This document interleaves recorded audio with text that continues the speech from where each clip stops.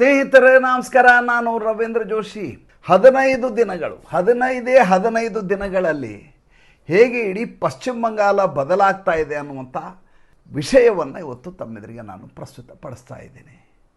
ನನ್ನ ಸಾಮಾಜಿಕ ಪರಿವಾರದ ಬಂಧುಗಳಿಗೆ ಎಷ್ಟು ಮಾಹಿತಿ ಇರಬೇಕು ಅಂದರೆ, ಒಂದು ವೇಳೆ ಅವರು ಪಶ್ಚಿಮ ಬಂಗಾಳ ಹೋದರೆ, ಕಲ್ಕತ್ತಾಗೆ ಹೋದರೆ ಎಲ್ಲಿ ಏನಿದೆ ಅಂತ ಅವರಲ್ಲಿ ಮನಸ್ಸಿನಲ್ಲಿ ಅಷ್ಟು ಗಾಢವಾದಂಥ ಮಾಹಿತಿ ಲಭ್ಯ ಇರಬೇಕು ಮತ್ತು ಅಷ್ಟು ಕಣ್ಣೆದುರಿಗೆ ಚಿತ್ರಗಳಿರಬೇಕು. ಅಂಥದ್ದೊಂದು ಪ್ರಯತ್ನವನ್ನು ನಿರಂತರವಾಗಿ ನಾನು ಚುನಾವಣೆ ಫಲಿತಾಂಶ ಬಂದ ದಿವಸದಿಂದ ಮಾಡ್ತಾ ಬಂದಿದ್ದೀನಿ. ಇವತ್ತು ಸುವೇಂದು ಅಧಿಕಾರಿ ಮಾಡಿದಂಥ ಮಹಾನ್ ಕೆಲಸಗಳ ಬಗ್ಗೆ, ಅಂದರೆ ಇವು ಭಾಳ ದೊಡ್ಡ ಪ್ರಮಾಣದಲ್ಲಿ ನಿಮಗೆ ಬಿಂಬಿತವಾದಂಥವು ಅನ್ನಿಸ್ಲಿಕ್ಕಿಲ್ಲ ಅಥವಾ ಇದೇನು ದೊಡ್ಡ ವಿಷಯ ಅಂತ ಅನ್ನಿಸ್ಬೋದು. ಆದರೆ ದೇಶದ ಆರ್ಥಿಕತೆಯ ಮೇಲೆ ಮತ್ತು ಬಂಗಾಲಿ ಸಂಸ್ಕೃತಿಯ ಮೇಲೆ ಹೇಗೆ ಪರಿಣಾಮ ಬೀರುತ್ತೆ ಅಂತ ಪರೋಕ್ಷವಾಗಿ ನೀವು ಆಲೋಚನೆ ಮಾಡಿ. ಅಲ್ಲಿ ಗರಿಯಾಹತ್ ಅಂತ ಒಂದು ಕಮರ್ಷಿಯಲ್ ಏರಿಯಾ ಅದ. ಅವ್ರು ಗೋರಿಯಾ ಹಾಟ್ ಅಂತ ಅವ್ರಿಗೆ ಅಕಾರಕ್ಕೆ ಓಕಾರ ಅಂತ ಕರೆಯೋದವ್ರು. ಈ ಗರಿಯಾಹತ್ ಅನ್ನೋದು ಅದು ಕಮರ್ಷಿಯಲ್ ಕ್ಯಾಪಿಟಲ್ ಆಫ್ ಕಲ್ಕಟ್ಟ. ಅದು ಇದರ ವಿಶೇಷತೆ ಏನಪ್ಪ ಅಂದರೆ, ದಕ್ಷಿಣ ಕಲ್ಕತ್ತಾದಲ್ಲಿದೆ, ಎರಡಿದಾವೆ. ಆ ಕಡೆ ಹೋದರೆ ನಿಮಗೆ ಬಡೆ ಬಜಾರ್ ಸಿಗುತ್ತೆ ನಾರ್ತ್ ಕಲ್ಕಟ್ಟಾದಲ್ಲಿ, ಸೌತ್ ಕಲ್ಕಟ್ಟಾದಲ್ಲಿ ನಿಮ್ಗೆ ಗರಿಯಾಹಾಟ್ ಅಂತ. ಈ ಗೋರಿಯಾಹಾಟ್ ಅದು 2 ಕಿಲೋಮೀಟರ್ ಸ್ಟ್ರೆಚ್ನ ವ್ಯಾಪಾರ ವಹಿವಾಟಿನ ಕಮರ್ಷಿಯಲ್ ಹಬ್ ಇದು. ಇಲ್ಲಿ ನಿಮ್ಗೆ ಏನು ಸಿಗತ್ತೆ ಏನು ಸಿಗಲ್ಲ ಹೇಳಿ. ಚಿನ್ನದ ಒಡವೆಗಳಿಂದ ಹಿಡಿದು, ಬಟ್ಟೆಗಳಿಂದ ಹಿಡಿದು, ಫ್ಯಾಷನ್ ಜ್ಯುವೆಲ್ರಿಯಿಂದ ಹಿಡಿದು ಎಲ್ಲವೂ ಸಿಗುತ್ತದೆ. ಹೇಗೆ ನಮ್ಗೆ ಬೆಂಗಳೂರಲ್ಲಿ ಹೋದರೆ MG ರೋಡು, ಬ್ರಿಗೇಡ್ ರೋಡ್ ಹೋಗ್ತೀವೋ, ಹೇಗೆ ಅಲ್ಲಿ ಮೈಸೂರಿಗೆ ಹೋದರೆ ನಿಮ್ಗೆ ಅರಸು ರೋಡು, ಸಯಾಜಿರಾವ್ ರೋಡ್ ಹೋಗ್ತೀವೋ, ಹೇಗೆ ಹುಬ್ಳಿಗೆ ಹೋದರೆ ಕೊಪ್ಪಿಕ ರೋಡು, ದುಗ್ಗದ ಬೈಲು ಅಲ್ಲೆಲ್ಲ ಹೋಗ್ತೀವೋ, ಆ ರೀತಿಯದಾದಂಥ ಅತ್ಯಂತ ಜನನಿಬಿಡವಾದಂಥ ಮತ್ತು ವ್ಯಾಪಾರ ವಹಿವಾಟಿಗೆ ಸಂಪೂರ್ಣವಾಗಿ ಹೇಳು ಮಾಡಿಸಿದಂಥ ಪ್ರದೇಶ ಇದು. ಇಲ್ಲಿ ನಿಮಗೆ ತಾಂತ್ ಸಾರಿ, ಜಾಮ್ದಾನಿ ಸಾರಿ, ಆಮೇಲೆ ಬಲೂಚಾರಿ ಸಾಡಿ, ಇವೆಲ್ಲ ಸಾಡಿಗಳು ಬೇಕು ಅಂದರೆ ಇಲ್ಲೇ ಹೋಗ್ಬೇಕು. ಆ್ಯಕ್ಚುಲಿ ಅವ್ರು ತರೋದು, ಅದರಿಂದ ಸೀರೆಗಳು ತರೋದು ಶಾಂತಿಪುರಿಯಿಂದ ತರ್ತಾರೆ. ಶಾಂತಿಪುರಿ ಧೋತಿ ಅಂತಲೇ ಹೆಸರು ಅದಕ್ಕೆ. ಅಲ್ಲಿ ಮಗ್ಗದ ನೇಕಾರ ಇರ್ತಾರೆ, ಬೇರೆ ಕಡೆ ಅಂತಂದು ಇಲ್ಲಿ ಶಾಪ್ಗಳಲ್ಲಿ ಮಾರಾಟ ಮಾಡ್ತಾರೆ. ಅತಿ ದೊಡ್ಡ ಸಮಸ್ಯೆ ಏನಾಗಿತ್ತು ಅಂದರೆ, ಇದು 2 ಕಿಲೋಮೀಟರ್ ಸ್ಟ್ರೆಚ್ ಇದೆ. ನಾನು ನಿಮ್ಗೆ ಹೇಳಿದೆ, ರಾಶ್ ಬಿಹಾರಿ ಅವೆನ್ಯೂವರೆಗೂ, ಈ ಗರಿಯಾಹಟ್ಟಿಂದ ರಾಶ್ ಬಿಹಾರಿವರೆಗೂ ಒಂದು ದೊಡ್ಡ ಸ್ಟ್ರೆಚ್ ಇದು. ಹೇಗೆ ಮುಂಬೈನಲ್ಲಿ CSTಯಿಂದ ಹಿಡಿದು ಫ್ಲೋರಾ ಫೌಂಟನ್ವರೆಗೂ ಇದೆಯೋ, ಚರ್ಚ್ ಗೇಟ್ ಹೋಗೋ ರೋಡಲ್ಲಿದೆಯೋ, ಅದೇ ರೀತಿಯದಾದಂಥ 2 ಸೈಡು ವ್ಯಾಪಾರ ಮಾಡುವಂಥ ಪ್ರದೇಶ. ನಾನು CST ಅನ್ನೋದಕ್ಕೆ ಮೊನ್ನೆ VT ಅಂದ್ಬಿಟ್ಟಿದ್ದೆ. ನಮ್ಮ ಸಾಮಾಜಿಕ ಪರಿವಾರದ ಬಂಧು ಒಬ್ಬರು ಹೇಳಿದ್ರು, CST ಅನ್ಬೇಡಿ, VT ಅನ್ಬೇಡಿ, ಅದೀಗ ವಿಕ್ಟೋರಿಯಾ ಟರ್ಮಿನಸ್ ಅಲ್ಲ, ಈಗ ಅದು CST, ಅದು ಛತ್ರಪತಿ ಶಿವಾಜಿ ಟರ್ಮಿನಸ್ ಅಂತ. ಅದು ಬಾಯಿ ಮಾತಿನಲ್ಲಿ ಬಂದಂಥ ಒಂದು ಸಣ್ಣದಾದಂಥ ಲೋಪ, ಕ್ಷಮೆ ಇರಲಿ. ನಾನು ಒಂದು 7 ವರ್ಷ ಮುಂಬೈನಲ್ಲಿದ್ದದ್ದಕ್ಕೆ ಹಳೆಯ ಶಬ್ದಗಳೇ ಬಾಯಲ್ಲಿ ಬರ್ತವೆ. ಇರಲಿ, ವಿಷಯ ಅದಲ್ಲ. ವಿಷಯ ಗರಿಯಾಹತ್ನಲ್ಲಿ ಏನು ಸಮಸ್ಯೆ ಇತ್ತು? ಗರಿಯಾಹತ್ನಲ್ಲಿ ದೊಡ್ಡ ದೊಡ್ಡ ಶೋರೂಮ್ಗಳಿದ್ದಾವೆ, ಹವಾನಿಯಂತ್ರಿತವಾದ ಶೋರೂಮ್ಗಳು, ಅತ್ಯಂತ ಬೆಲೆ ಬಾಳುವಂಥ ವ್ಯಾಪಾರ ಮಾಡುವಂಥ ಪ್ರದೇಶ. ಅವ್ರು ಯಾರಿಗೂ ವ್ಯಾಪಾರ ಇಲ್ಲ. ಯಾಕೆ ವ್ಯಾಪಾರ ಇಲ್ಲ ಅಂದರೆ, ಅವರ ಅಂಗಡಿ ಎದುರಿಗಿರುವಂಥ ಫುಟ್ಪಾತ್ ಏನಿದೆ ಅದನ್ನು ಸಂಪೂರ್ಣವಾಗಿ ಆಕ್ರಮಿಸಿಕೊಂಡು ಬಿಡಲಾಗಿದೆ. ಸುಮಾರು 1200ರಿಂದ 1500 ಅಂಗಡಿಗಳು ಈ ರೀತಿ ಇಲ್ಲಿಗಲ್ಲಾಗಿ ಹಾಕ್ಕೊಂಡಂಥ ಅಂಗಡಿಗಳು. ಛಪ್ರ ಮುಂದೆ ಅಂಗಡಿ ಎದುರುಗಡೆ ಛಪ್ರ, ನಿಮ್ಗೆ ಓಡಾಡಲಿಕ್ಕೆ ಜಾಗ ಇಲ್ಲ. ಯಾವ ಅಂಗಡಿ ಅಂತ ಬೋರ್ಡ್ ನೋಡಲಿಕ್ಕಾಗಲ್ಲ. ನೀವು ಗ್ಲೋಸೈನ್ ಬೋರ್ಡ್ನಿಂದ ಹಿಡಿದು ಏನು ಬೇಕಾದ್ರೆ ಹಾಕ್ಕೊಳ್ಳಿ, ಅದು ಕಾಣಲ್ಲ ಯಾರಿಗೂ. ಇವರ ವ್ಯಾಪಾರ ಕೂಗಾಟ, ಅರಚಾಟ. ಬಂದಿರೋರೆಲ್ಲ ರೋಹಿಂಗ್ಯಾಗಳು, ನುಸುಳುಕೋರರು, ಇವ್ರು ಬಂದು ಇಲ್ಲಿ ಅಂಗಡಿ ಹಾಕ್ತಾರೆ. ಇದೊಂದು ದೊಡ್ಡ ಮೋಡಸ್ ಆಪರೇಂಡಿ. ಈ ಅಂಗಡಿಯವರು ಅಲ್ಲಿರುವಂಥ ದಾದಾ ಇದನ್ನಲ್ಲ, ಆ ದಾದಾಗೆ ಕಟಮನಿಯನ್ನು ಕೊಡಬೇಕು. ಅಂದರೆ ಪ್ರತಿ ದಿವಸ ಸಂಜೆ ವ್ಯಾಪಾರ ಆದದ್ರಲ್ಲಿ 1000 ರೂಪಾಯಿ ನಿನಗೆ. ಹಾಗೆ 1200ರಿಂದ 1500 ಅಂಗಡಿವರೆಗೂ ವಸೂಲಿ ಮಾಡಲಿಕ್ಕೆ ಒಂದಷ್ಟು ಗೂಂಡಾಗಳಿರೋರು, TMCಯ ಗೂಂಡಾಗಳು. ಇವರು ಕಲೆಕ್ಷನ್ ಮಾಡಿದ್ರಲ್ಲ ಅರ್ಧ ದುಡ್ಡನ್ನು ಕಟಮನಿಯನ್ನು ಈ ರಾಜಕಾರಣಿಗಳಿಗೆ ಹಂಚಬೇಕು. ಇವರು ಯಾರಾದರೂ ಕಿರಿಕಿರಿ ಮಾಡಿದರೆ, ಇಲ್ಲಿ ಗಲಾಟೆ ಆದರೆ ಅವ್ರು ಬಂದು ಹ್ಯಾಂಡ್ಲ್ ಮಾಡೋರು. ಅಂಗಡಿಯವ್ರ ಸಮಸ್ಯೆ ಏನು? ಅಂಗಡಿಯವ್ರಿಗೆ ಬಾಡಿಗೆ ಕಟ್ಟಬೇಕು. ಅತ್ಯಂತ ಬೆಲೆ ಬಾಳುವ ಪ್ರದೇಶ ಆಗಿರೋದ್ರಿಂದ ಬಾಡಿಗೆ ಜಾಸ್ತಿ, AC ಹಾಕಬೇಕು, ಆಮೇಲೆ GST ಕಟ್ಟಬೇಕು. ಮೇಲಾಗಿ ಅಂಗಡಿಗಳೇ ಕಾಣೋದಿಲ್ಲ.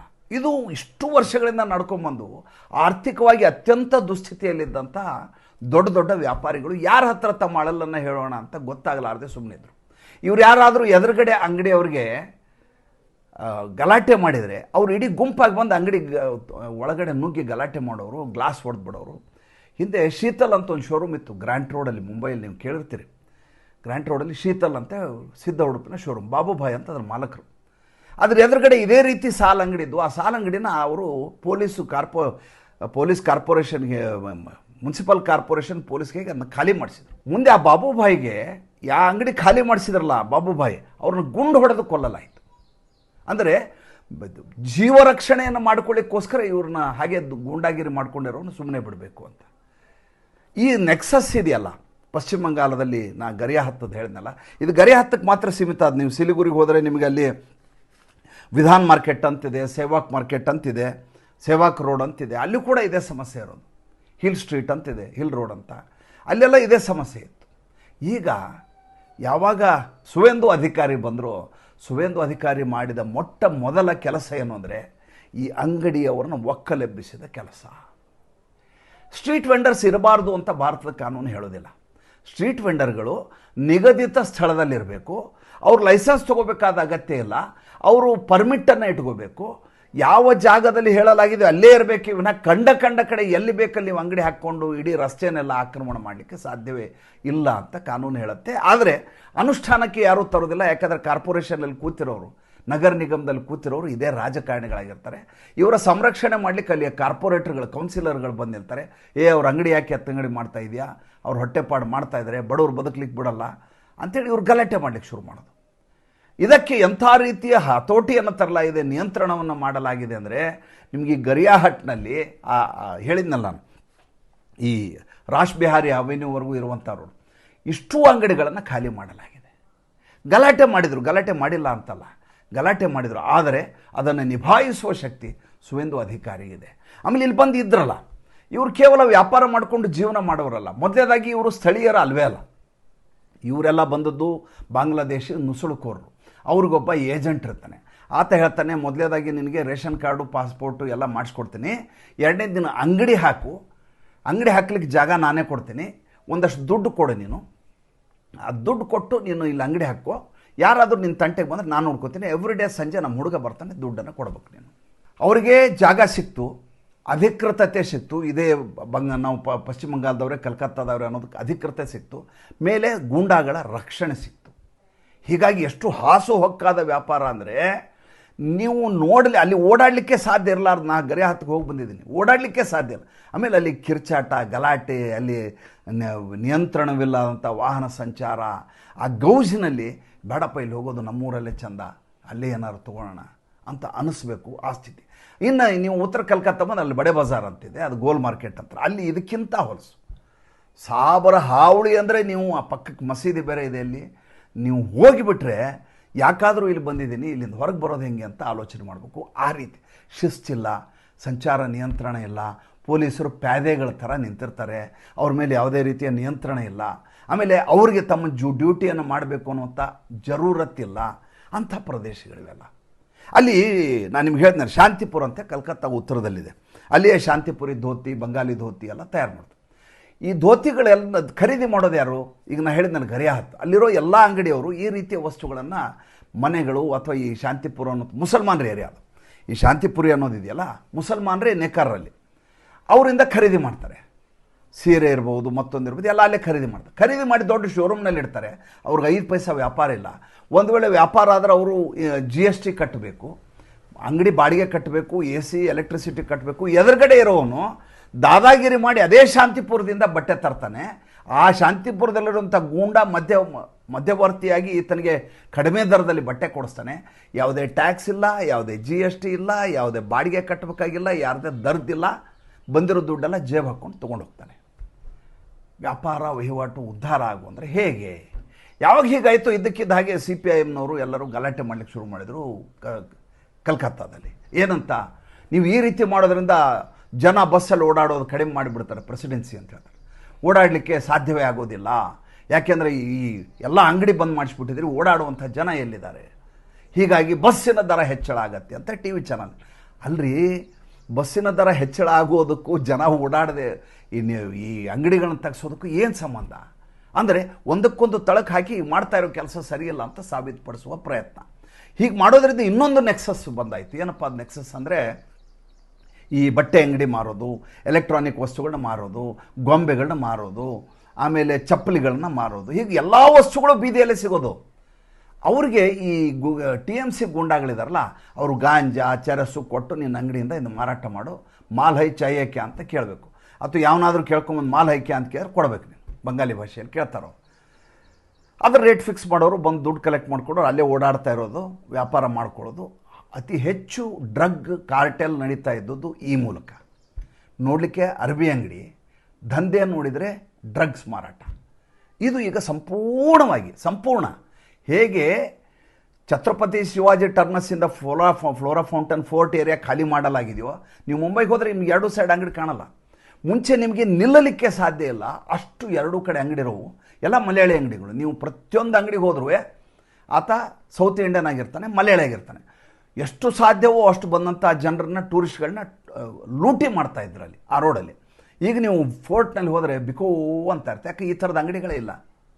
ನೋಡಲಿಕ್ಕೆ ನಿಮ್ಗೆ ಅದು ರಂಗ್ ಅನಿಸೋದು, ಆದರೆ ನಡೀತಾ ಇರೋ ವ್ಯವಹಾರ ಎಲ್ಲ ಅವ್ಯವಹಾರಗಳು ನಡೀತಾ ಇತ್ತು. ಇನ್ನೊಂದು ಭಾಳ ದೊಡ್ಡದಾದಂಥ ಬೆಳವಣಿಗೆಯನ್ನು ಕಲ್ಕತ್ತಾದಲ್ಲಿ ಮಾಡಲಾಗಿದೆ. ಅದೇನೆಂದರೆ, ಒಂದಷ್ಟು ಮುಸಲ್ಮಾನ ಬಾಹುಳ್ಯ ಏರಿಯಾಗಳು ಕಲ್ಕತ್ತಾದಲ್ಲಿ ಭಾಳ ಪಾಪ್ಯುಲರ್ ಆದಂಥದ್ದು.